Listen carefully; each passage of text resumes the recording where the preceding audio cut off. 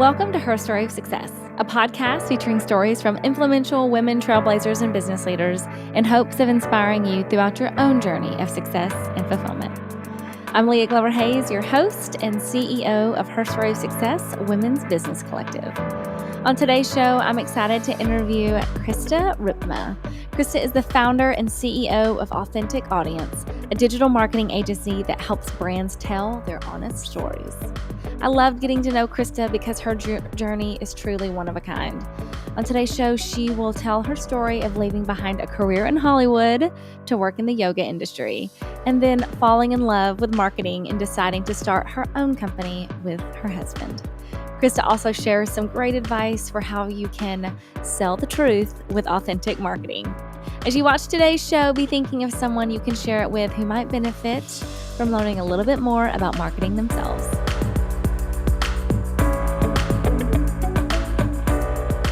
Well, welcome, Krista, to Her Story of Success. I'm excited to have you today. Thank you so much. I'm happy to be here. Absolutely. So, Krista Ripma with Authentic Audience, why don't you share a little bit about who Authentic Audience is, who you are, and where you are today? What's your company look like?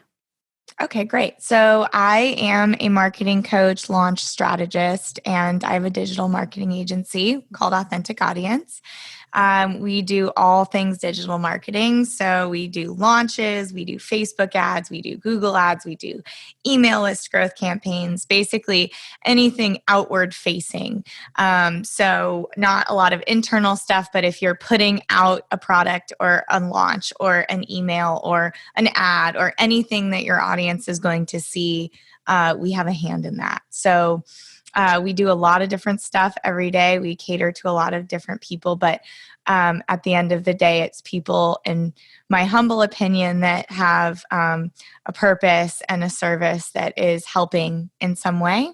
And good people. I like working with good people, good, honest people. So we have a big mission around honest business, hence Authentic Audience. And I love it. The name of our company. And we're about 3 years old. I have an amazing team. I'm obsessed with them, and things are going pretty well right now. I love it. And how many people are on your team? And what does that team dynamic kind of look like? Yeah, so my husband is my business partner. Which we have a lot to talk about with that. We'll circle back to. So it's the two of us. It's our company. And then we have two other people that are with us, in the trenches.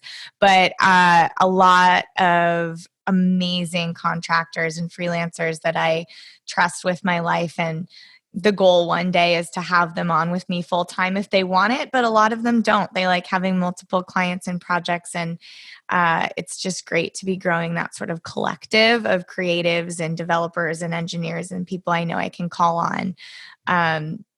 It's great. So I guess total on any given project, there's between 4 and 8 people on each project. Yeah. Very cool. So this is a super hot topic right now. Everyone is online and, marketing has gone digital. So a couple things I want to accomplish in this conversation. I do want to learn about you and how you got started. And then I want to be able to share with the woman listening just some guidance and maybe some things that she can think about and implement into her business or into her own personal brand of social media and digital strategy. So can we do some of that in a little bit? Of course. Yay. Okay. I always like to leave them with a little nugget. So tell us a little bit about how you got started. I kind of love your story and excited to share how you got started in Hollywood and ended up starting your own digital media company. So what did the beginning look like? How did you really get started in this?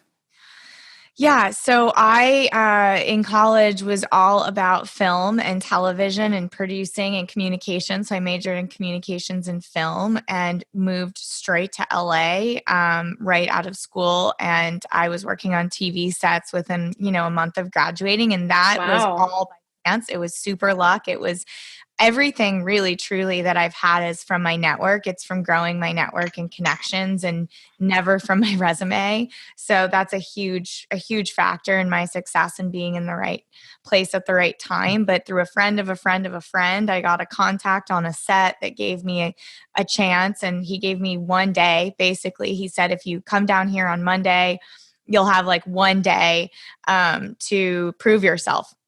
And he kept me. So I stayed in Hollywood for 3 years. Wow. And I started out on TV sets. So working, 12-hour days, crazy days, as the lowest on the totem pole, just learning and absorbing as much as I could. I was just like this little sponge and learned so much about producing and sort of like all the different things that have to come together to make something successful. And then I switched to be in development. So I started reading scripts. I was reading like thousands and thousands of scripts. And so this idea of visual storytelling was born, and the power of that. And that's still, lifetimes later is what it feels like is still like at the root of what I do and love. So I left Hollywood. It was really intense, like really abusive bosses, just horrible. This was pre-Me Too movement. So just really nasty stuff happening. And I was working 100-hour weeks on these shows I wouldn't even watch. And there was just no, I loved what I was doing, but I didn't love who I was working for. And there was just this moral dilemma that I was having. And I was super young. So I got my heart broken. I got my ego shattered, all of these things very quickly in my career. And I left, and that's when I basically started to explore health and wellness, people doing positive work. And what I came to find later is every industry has its politics. You're never, you're never free Learn that from the it. hard way. But I started to dive into things that really mattered to me. And that's when yoga came into my life and my spiritual practice and all of this stuff. And I started working for people that I really believed in and helped launching their online stuff. And just, when you're an assistant, it's sort of the best of every world because you're, taking care of their dog, but you're also doing major launches, especially when they're just starting out. So I really got to do a lot of things early on. Yeah, let me pause right there. So when you say when you were an assistant, what were the things that you were doing on launches? Are you talking about social media, emails? Like, how did you take what you were doing in Hollywood and using it during the yoga years? And what did that look like, who you were working for after you left Hollywood?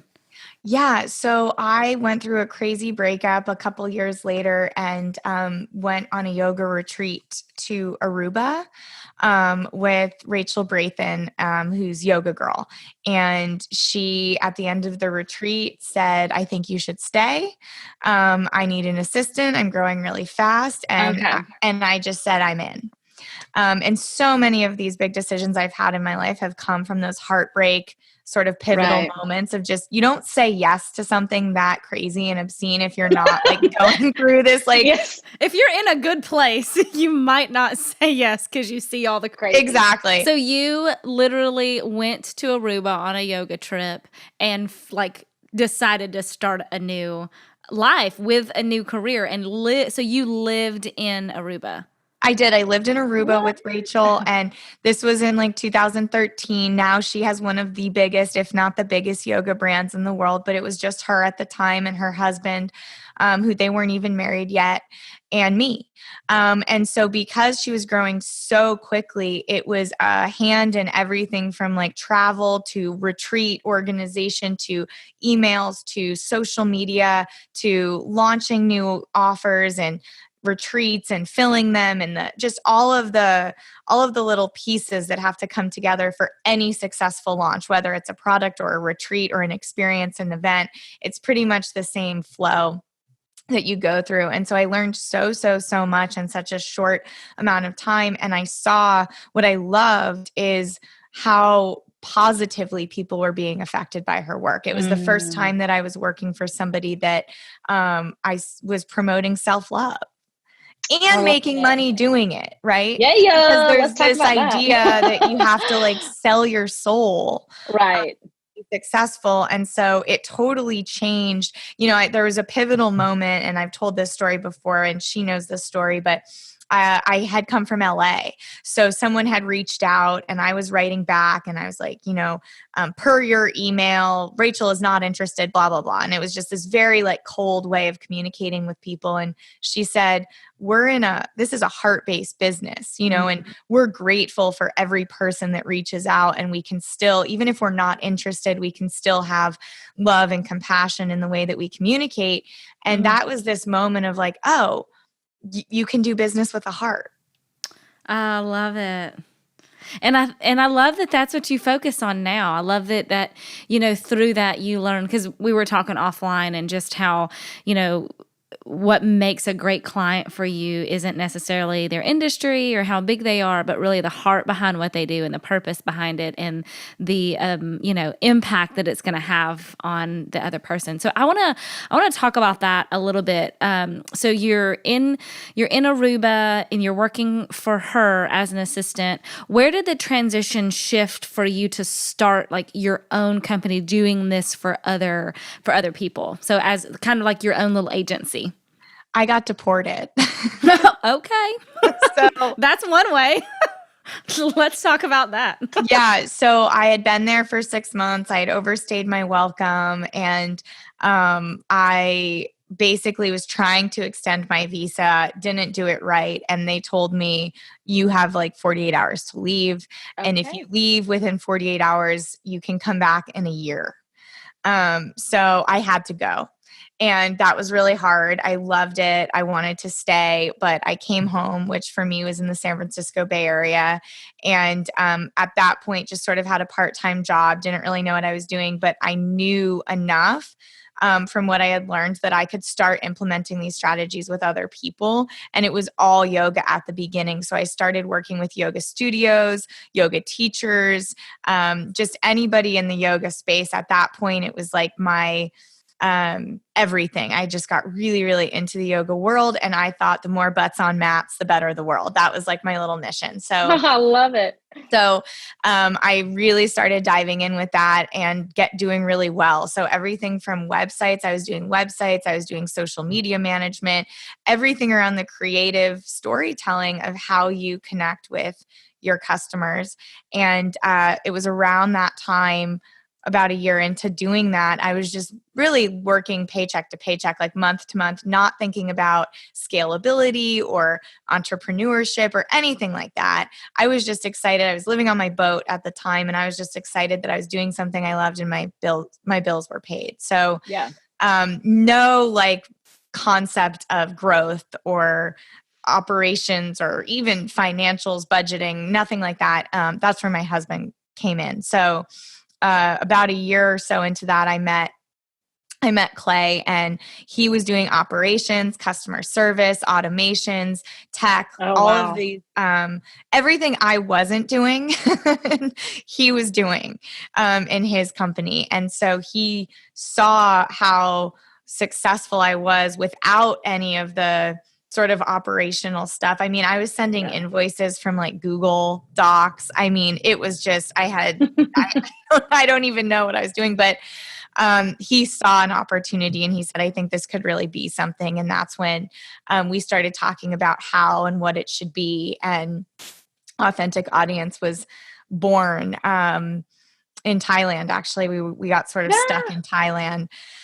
And we created the company, and the saying to this day that he always swears by is get one client. And that's how you start a business. And so we got one client, and I love it. And to this day, well, I'll talk about what's happening with COVID, but they're still our biggest client and our dear friends. So we had no idea. They took a huge chance on us.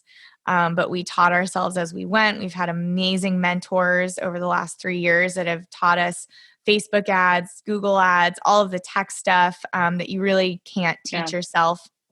And I've stayed doing what I've been doing since day one, which is that visual storytelling, the creative, the branding, how to connect, how to hold space, and the mindset work. So here we are now, and it is just wild how quickly it's grown and how people see us. I think you have a mission sometimes and you're not sure how it's going to land, and people see me and they get it, and that's very cool. I love that. I do want to talk a little bit about how COVID has changed your business, but I have a feeling since you're in marketing, you've probably you're doing well because everybody needs what you're doing. And, we've all had to move everything online. I have a girlfriend, I just interviewed Maggie Tucker that has Magpies. It's a beautiful, amazing boutique. And she had to go from this amazing in-store experience to online, and how hard that is to keep that experience that you have walking in a door and putting it online. And so let's talk a little bit about what should business owners or individuals that are, building their brand. I do work with a lot of CEOs that are starting to become speakers, and they're trying to they've been heads down building their company. So now they're thinking about themselves and their company. So what's a good place to stop and audit to say, am I doing these things? These are a few, not easy, but things that you can foundationally look at and say, are these things in place for me to be able to start to visually story tell my brand? Yeah. So the first thing is always separate yourself from the business. You are not your business, even if your name is your business or you're the face of your business. You are not your business. Your business, your brand has its own energy, its own vibe, its own needs. And I think the biggest mistake I see people make early on is identifying, and I still do this, identifying too closely with your business. And when you can separate yourself, I do a meditation every morning. It's like a visualization that I'm sitting across from my business having coffee. So when I have coffee in the morning, it used to be this very stressful experience. Oh my God, I have 100 emails I'm waking up to, and just so much negativity around this beautiful business that I've grown. And then I switched to doing this. I had a teacher in a women's group, Yana Robinson, and she did this meditation for us. And I do it now every day. And it's, what can I do to serve my business? And it's what is my business asking of me right now? Because sometimes, I have a friend and client right now, and she has a really hard time sharing on social media. She has a really hard time posting. And when it comes to Facebook ads, you can't buy your way out. So your organic engagement has to be good for the Facebook ads to do really well. So I keep telling her, I need you to post. I need you to hold space organically, because our ads will do better if you're doing that. And for her, that's really hard. But when I made her do the visualization or the meditation, she was like, my business wants me to get raw. My business wants me to post without makeup on. My business needs this from me. And so it's becoming best friends with your business. And instead of making it this ego thing, it's I'm doing this to support this company, this business that I love, and it's my baby. So that, honestly, as simple as it sounds, when you have that separation, you are I think of myself as what's the word? A mouthpiece for my business. And then it's easy to get on and share the story or do the podcast interview or whatever it is, because I know that that's how I can hold space and be there for my business. So that's definitely the biggest thing when you're thinking about going outward with whatever it is. Right. And it can feel so overwhelming. Should I be going this avenue or this avenue? And when you really sit back and take yourself out of it and ask, you'll get an answer. And then listening is, and actually doing what your business is asking of you is a whole nother thing. But that first step is just separating the two. So that's the first thing. And then the second thing is getting very specific in who you're talking to. So when you talk to everyone, you reach no one. And so the more specific you can get and the more inside the brain, the mind, the dreams of your ideal client. So really thinking about, who is my dream customer? Who do I want to show up to come to my services, buy my product, whatever it is? Who is that person and where are they right now? So what's inspiring them? What other brands do they shop? Who do they follow on social media? What books are they reading? What podcasts are they listening to? What are they doing on the weekends? Do they like to be wine tasting or biking?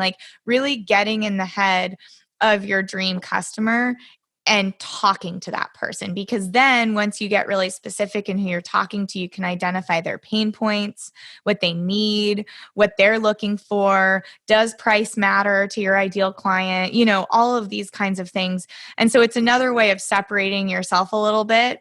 Yeah. And serving your customer and serving your client. So whenever I think about, I actually name, I have a male sort of muse and a female muse, and they have names. So when I'm thinking about writing an email or a post or whatever it is, even sales copy on a landing page or a Facebook ad, I'm thinking about, is this going to resonate with my dream customer? Is this something that's going, and it helps a lot because my husband, he's not our dream customer.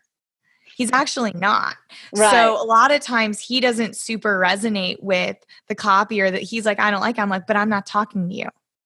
Yeah. So that's okay, Right. It's not supposed to speak to everyone. Exactly. And if Right. it does, then nobody will hear you. And so I think I really push this idea of get specific. For me in my business, to have a very successful next 30 years of business, I really only need to reach like a couple thousand people. Right. So thinking about That's a really good point. I think we're in this mindset of like, oh, I need to have like 30,000 followers on here and 50,000 on there. I need to reach 1 million people, but do you really? And, are those million people, are they quality and I guess that's the thing. It's like, depending on what your business is, do you want quality or quantity? I'm always quality over quantity.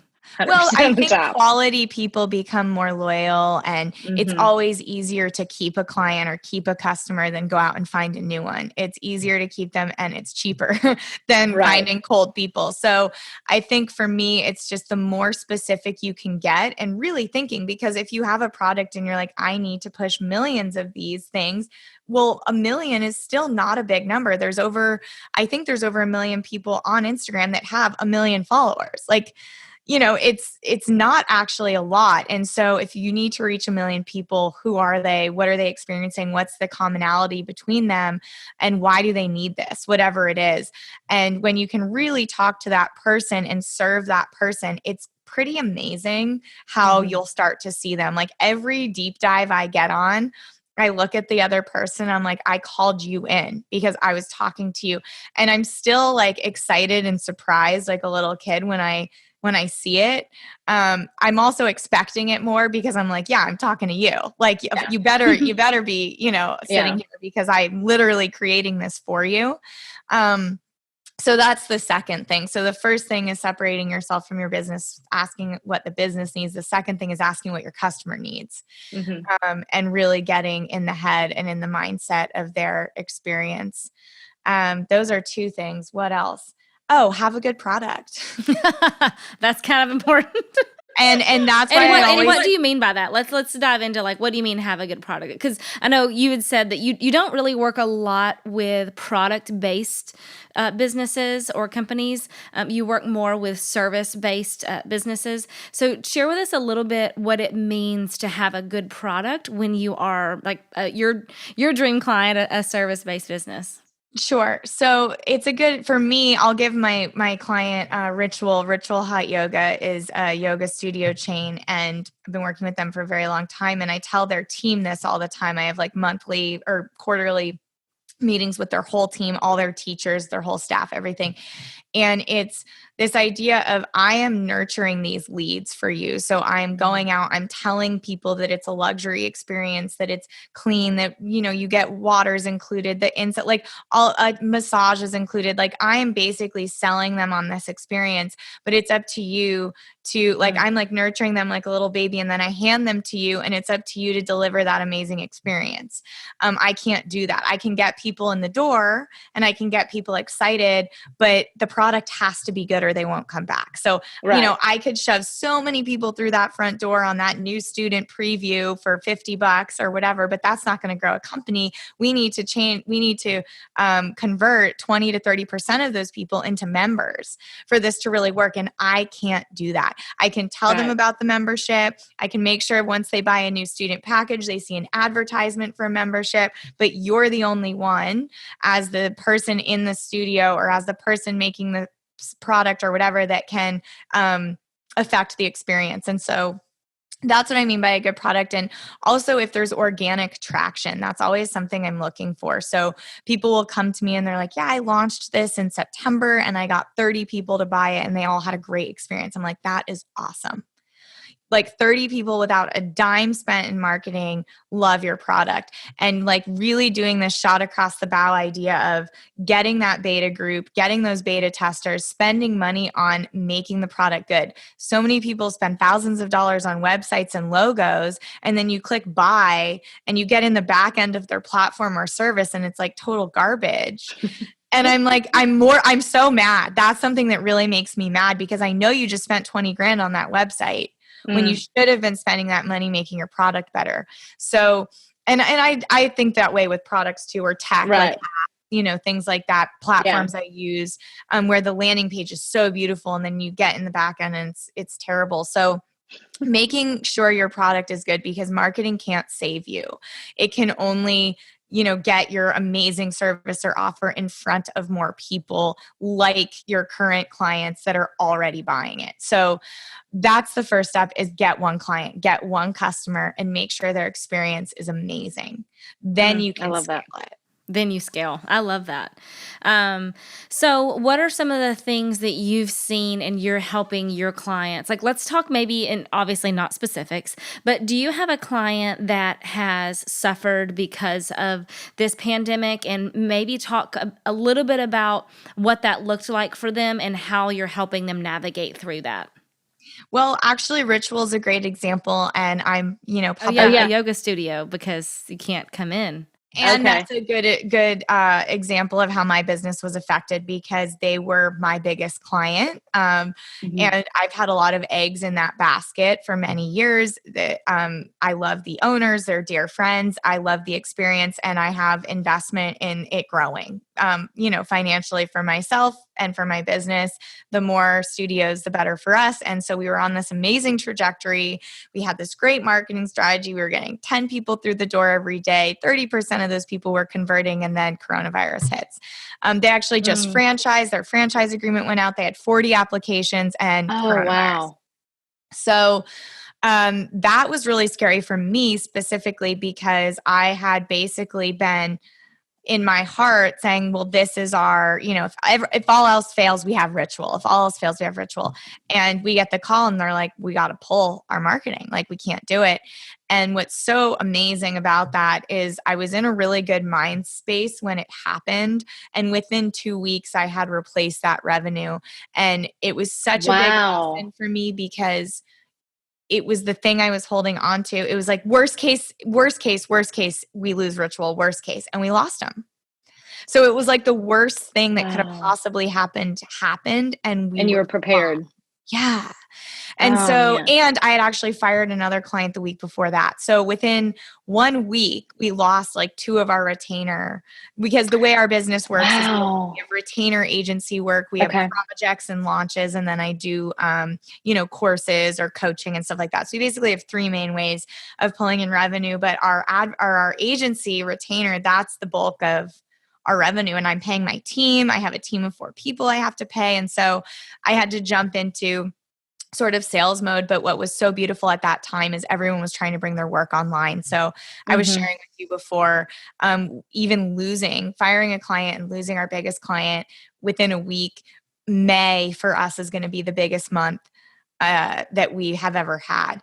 And that is a whole weird experience in itself, having business thriving when so many people, it like hurts my heart every day. And I'm just trying to take care of my team, because as long as my team, you know, it's like you have to start micro in things like this, or you just lose your mind. And so, like we were talking about empowering, like I have 4 people that the business that we have brought in, they can eat, they can have a roof over their heads, they're thriving. And so that feels really good. But what happened with them is, and what we decided to do is continue to run ads for their virtual classes. So right away, we switched to virtual. But of course, for members that are paying this premium and now everyone's online, it caused a lot of issues with needing to freeze membership accounts. Now, the beautiful thing is they have a really great reputation and really loyal clients that they've nurtured for years. So actually no one canceled their membership. Everyone just Wow. froze it. So instead, and pausing a membership and restarting it is a whole lot easier than canceling it and having to bring someone back on. Yep. Yeah, that's great. So that was a really great sort of ode to all of the work that they've done to create this really loyal customer base. And they were excited to support Ritual. It's a female-run business. They are revolutionizing the yoga business in so many ways. All their teachers are full-time, full salary, full benefits. It's this whole new thing, which is why I'm such a huge believer in this business. But it's a great example because it was brick and mortar and they so quickly had to go online. They had to lay off a lot of their teachers. The CEO and founder was teaching a lot of the classes.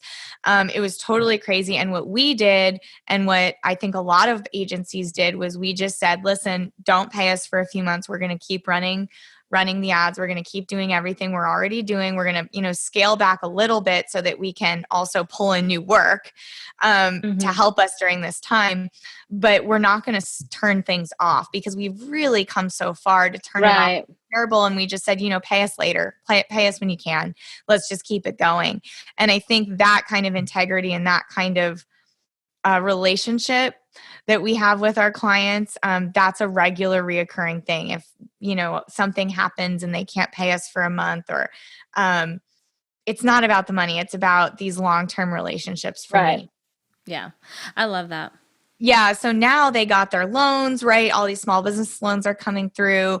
And what's really awesome is it's really cheap to run ads right now because every brick and mortar has turned their ads off. So Facebook ads are like on sale. Oh, wow. Yeah. So you're reaching somebody for like an eighth of the price that you would normally have to compete. It's very competitive, especially yoga, right? Everybody is running ads to Core Power and whatever. All their yoga studios take up so much of that ad space, which got turned off. And so bringing virtual classes online, creating donation-based offerings, making that switch, for a lot of people that don't have the tools, that's where I was trying to like put out, here's how you take your stuff online. Here's the platforms you learn. And even at that point for me, I just jumped into how can I help people right now and not charge people. So I put out like 10 ways to support your business without selling. And, just all of these different things that people could do, how to take your business online, what to take online, how to create a virtual schedule, just things like that people needed really quickly. And now, we're getting to this space of businesses are talking about reopening. And, just last week, Ritual's like, okay, we're about ready to come back. Like, thank you for that. And so that's basically, holding space. I think holding space and asking the company, what do you need from us? And I believed in them. And I know that, it's a long-term relationship and this was a temporary problem. And I think for whatever reason, I normally am a freak out kind of person. I did not freak out. I just put myself in the place of how can I be of service to people, and it worked. And the leads that have come through because I've put out all this free value, I think will pay off financially in the long run. Yeah. I was going to ask, when you look at I'm calling this preparing for next. And obviously you're still rocking and rolling, but what if your business grows out of this, right? Like you get more business. How are you setting up for what next looks like, both for your clients and then for yourself? Yeah, that's a good question. I think a huge piece of it is having the tools for when something like this or whatever happens again. This one specifically was kind of funny because I specialize in online digital marketing, and everybody needed online digital marketing these past 3 months. So that was a really interesting thing, and I'm finding the gratitude in it. But how to prepare? My word for 2020 was team. And I have been this like solopreneur, one woman show then my husband came on, but I'm really the face of it. So if something goes wrong or whatever, it's my reputation that's on the line. It's my name. And so it took a really long time for me to hire a team. And I finally did. And seeing what's possible with a team is like, I was on a call, our team call on Monday, and we do our personal and professional wins. And one of my marketing manager, I took some time off last week, and his win, his professional win was that I got a break. Oh, I love that. That to just me, make your heart so happy. Oh my gosh. like heart explosion. It was the fact that my team wants that for me, you know, and this is what you and I were talking about before. The sacrifice in success is real, and I've sacrificed time, weddings, baby showers. You know, I've missed so much, and I think what this whole pandemic has really done for me is made me get super clear on my priorities. And so, do I want to scale to $1 million this year, or do I want sleep? Yeah. And right. And that's such a good point. I think that, you know, and everybody has to choose that and decide that for themselves, because, I mean, think about the name of this podcast. It's Her Story of Success. But I hope, and I'm pretty sure that anyone that's listened to this for any length of time knows that success for me is not about dollars, but it's about making a difference in your life, right? Like I hope that after this interview, you feel better about yourself, and you're happier, and you feel like you have another connection in the world because it's something that has blessed your life, right? And I think that I love that, you know, we were talking about that you've had that time where you were like, I'm going to do this. And I think a lot of solopreneurs or new entrepreneurs do get into that because it is all on you, and you've got to eat, and you just get in this like go mode. And I will say, when I started Her Story of Success, not that I was older, but like doing it a little bit later and saving up and planning and saying, okay, I know that I want to build something that matters. I was actually just looking at a journal when I was younger, and the way that I came up in my professional career, I didn't go to college. You know, I didn't have any formal training. I was a flight attendant, and then I got my first real job as an account manager. And I looked back and I'm like, that job taught me that I can succeed in business without having the education because I care enough to learn.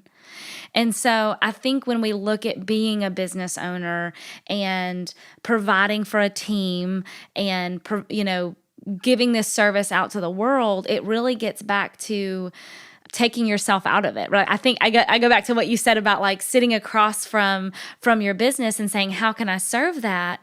And part of that is your team. And I think that looking at what you've been able to create for your team and giving that guy that chance to be proud of himself, to say, man, what my work matters because she got to take a vacation. And if she got to take a vacation and it didn't fall through the cracks, then, maybe I can do this too. Like, you don't know, maybe he wants to start his own business one day, and maybe you're giving him the confidence to do that. That is like my greatest prayer, is that, you know, that anyone that works for Her Story of Success gains knowledge, gains skills, gains confidence and belief, and knows that they have a mentor that's going to help them get to that next level, right? Like, I don't know if you've studied any like coaches or anything like that, but Lou Holtz, I think the thing that I loved about him is everyone wanted to work for him that had dreams and aspirations of being great. And someone asked him like, well, don't you get tired of your best coaches leaving? And he's like, I've just created this like path of amazing people coming to me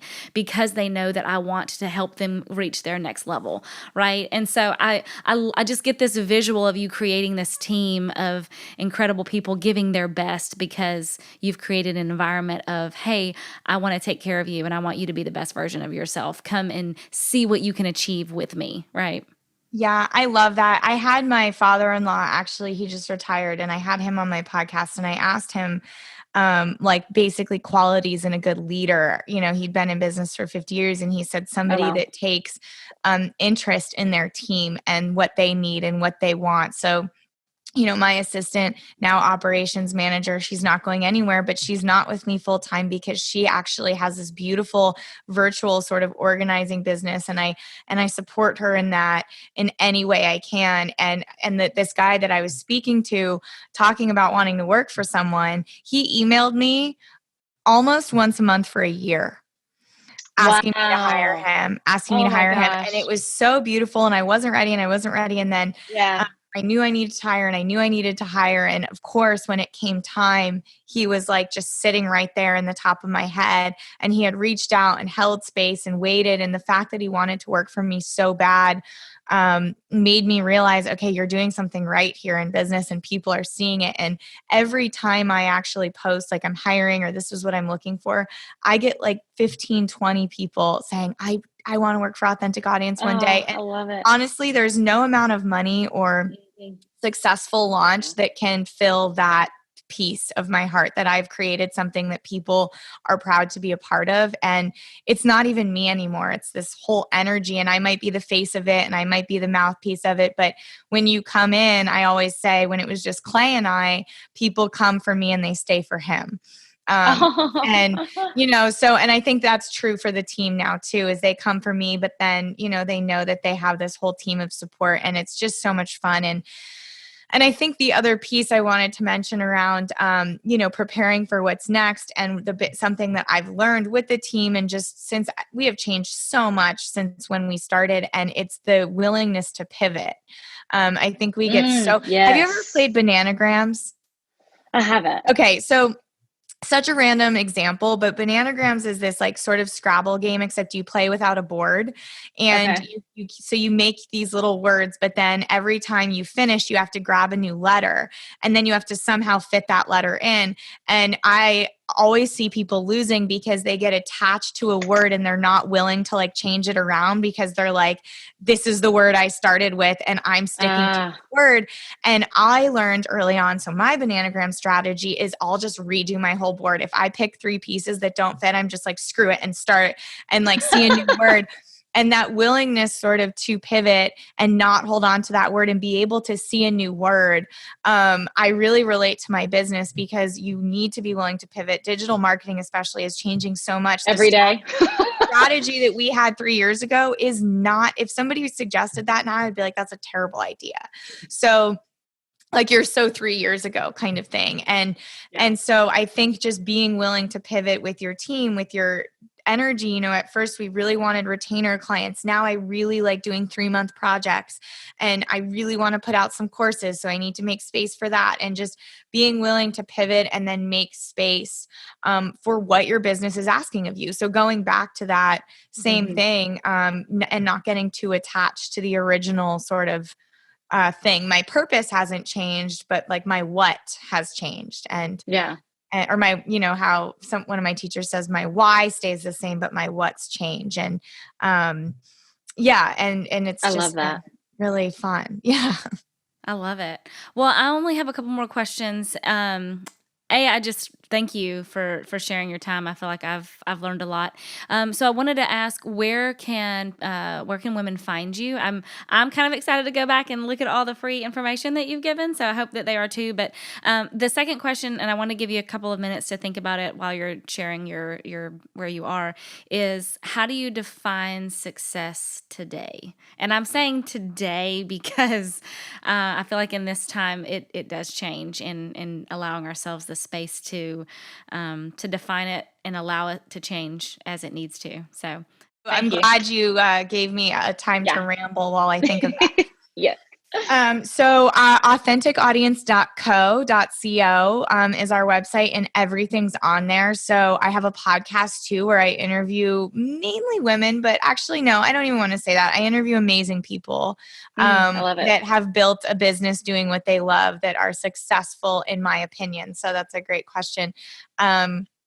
And so the podcast has amazing content. You can find all of that on the site. I have my marketing secrets. I have how to grow your email list. I have tons of free content on the website. So basically everything is there. You can find all of our services there.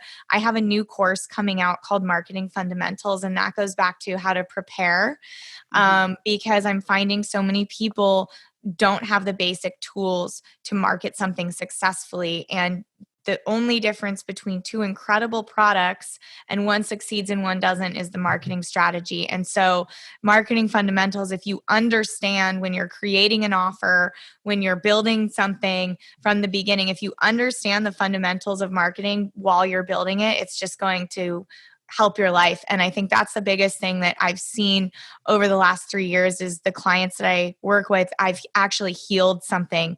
Their relationship with marketing, with selling themselves, with selling a product, with screaming it from the rooftops, with getting excited, because no one's going to be excited about something if you're not even excited to share it. Right. So it's a lot of mindset, but it's a lot of resources, books, tools. It's so jam-packed, and it's the thing I'm most excited about. And it's supposed to come out. It's supposed to already be out. I'm probably now thinking June, because my stuff gets pushed because client work comes first. So that will be on the site, and you can get on the wait list for that. I'm going to do a great launch offer that comes with all of this extra stuff, because I just want people to be able to have the tools for success.